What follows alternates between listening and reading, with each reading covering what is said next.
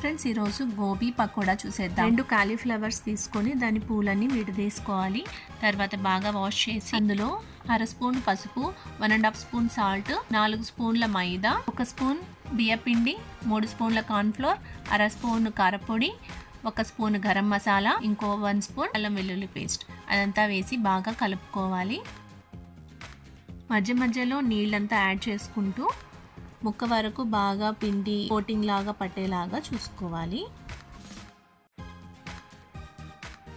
తర్వాత కడాయి సగం వరకు ఆయిల్ పోసుకొని అది వేడైన తర్వాత ముక్కలంతా విడివిడిగా వేసుకోవాలి.